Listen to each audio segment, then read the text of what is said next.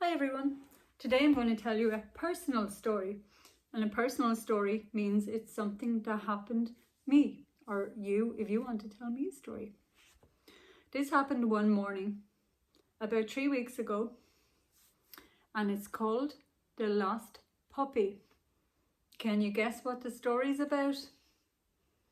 Well, in our house we have a little tiny dog and his name is Paws. And his very favourite thing to do is chase the ball. So every morning, Paws wags his tail and he just looks up at his owner, Jack, who is 7, and waits for him to get the ball and throw the ball for him. So this morning, Jack went outside to throw the ball for Paws. Up the garden, down the garden, up the garden, down the garden. Paws would run after that ball all day long. But Jack's arm was starting to get a little bit tired, so he decided to go back inside. We keep Paws's ball in a little box under the sink. So Jack popped Paws's ball back under the sink. So Jack went to play football with his brother, and after a while he decided to give Paws something to eat, because he was a very good owner and he always gave Paws lots of food and lots of water. But he couldn't find him. He walked around the house and he called him, "Paws, where are you?" He didn't come running. So Mum, Dad, Jack and his brother, we all looked everywhere for the doggy. We looked in every room, in the bathroom. We even looked in the sheds outside. Paws was not in the house.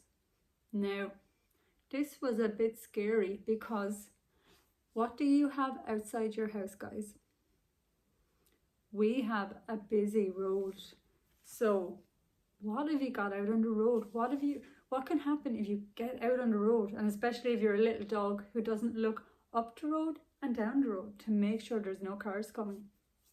So Dad went up and down the road to look for Paws. Mum stayed in the house and looked in the house again. And the 2 brothers went up the fields.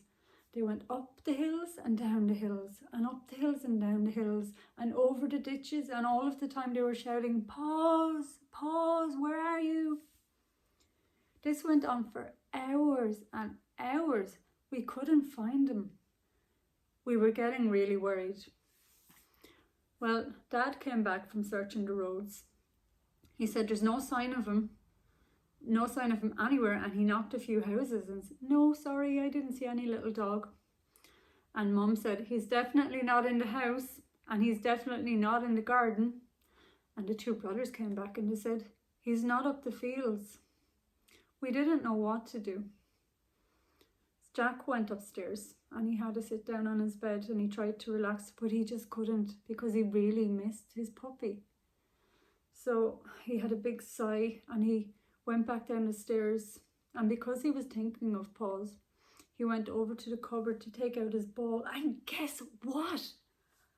Sitting under the cupboard right beside his ball was Paws.